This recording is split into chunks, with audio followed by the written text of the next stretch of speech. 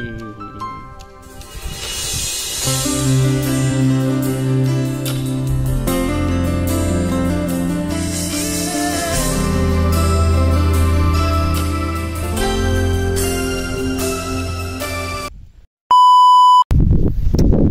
mga paratanom, dito tayo ngayon sa taas ng Calabanga at narentahan po yung ating truck ng isang Polish national na po, galing siyang Poland at nakabili siya na property dito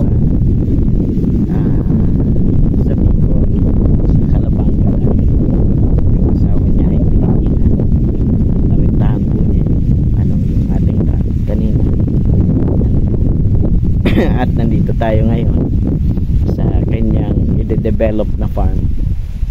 So ito po ay nasa taas ng bundok. Napakaganda po dito mga kasama, mga kababayan. Ayan po, ayan po yung view ng kanyang lugar. Dati maisan daw to, ano po, at ngayon na nabili niya na may iba siyang plano. Ayan po, place. Napakaganda po, napakagara ng lugar.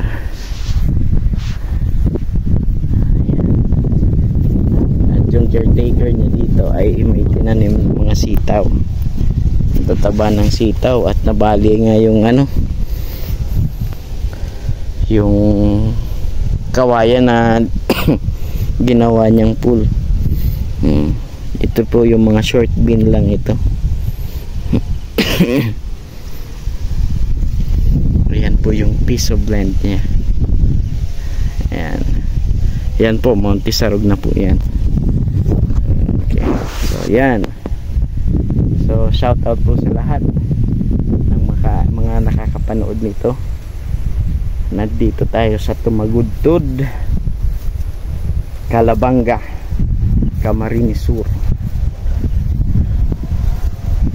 At napakagandang i-develop ng farm kasi overlooking sa dagat, sa Miguel Bay, at yun naman sa kabila yung bundok ng Isarog. Kaya this is a beautiful place. Pakaganda po dito kababayan, no? Yeah. Itur ko lang kayo para para din sa inyong mga kaalaman. Ayan, upo lang ako dito. Ayan. So tinanggal ko yung sandals ko kasi maputik, madulas. Ano po, kasi kakaulan lang. Yun kababayan, napakatindi ng lugar na to guys. So sa tingin nyo, anong pwedeng gawin dito sa ganitong kalaking farm? Ano po, kung may pera lang naman kayo, ano yung gusto nyo pwedeng itanim dito? Kaya ilagay, ano po, kasi as in wala pa siyang mayroon na rin mga konting saging katulad nito. Ayan po yung mga saging niya. Pero po ito po ay tanim ng kanyang caretaker. Yung kanyang yung binilhan ng lupang ito, siya rin yung caretaker ng lupang ito. At mayroon siyang mga buko dito. Ayun, yung mais na yun ay sa katabing lupa niya yan. Pero napakaganda talaga ng lugar dito mga kababayan. Sana sana marating nyo rin to. Ganda, ganda, sobrang ganda ng lugar. Payapa, tahimik.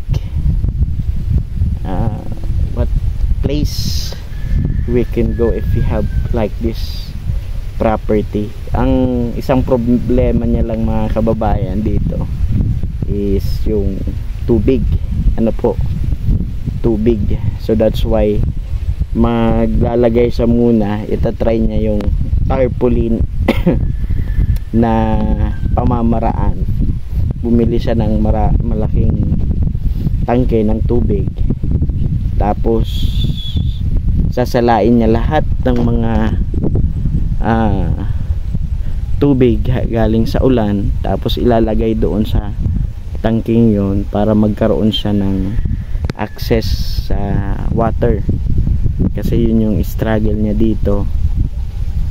So pero ang isang option niya pa ay magpapa deep well siya, pero I don't think so kung mayroon dito sa portion na ito, kasi napakataas na ano po.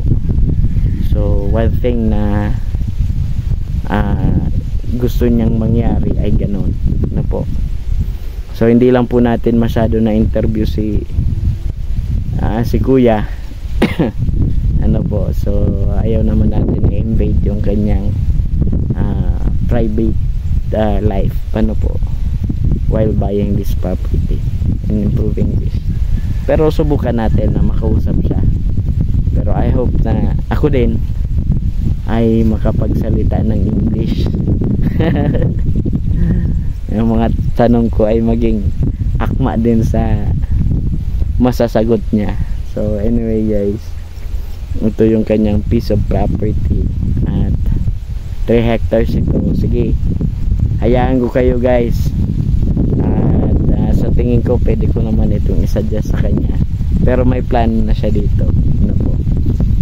Pero kung magkakaroon kayo ng property ganito, ano yung gusto nyong ilagay sa ganito kagandang property?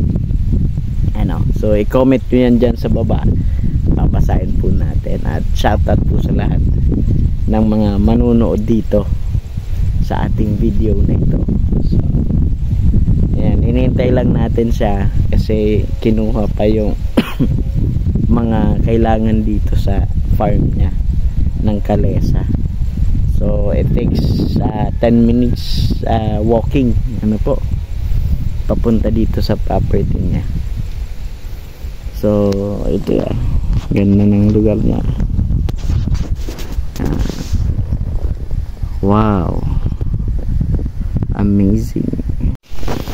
May kambing din siya dito. Mag-asawang kambing. Yan, taba o buntis na itong isa.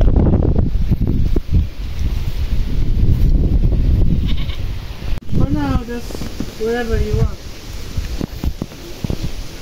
Kali.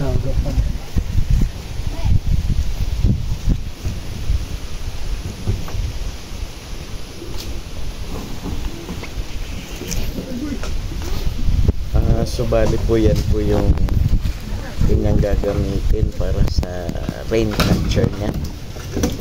So yan, napakalaki po, 200 plus liters po yung binili niya at sinakay po ito sa truck natin.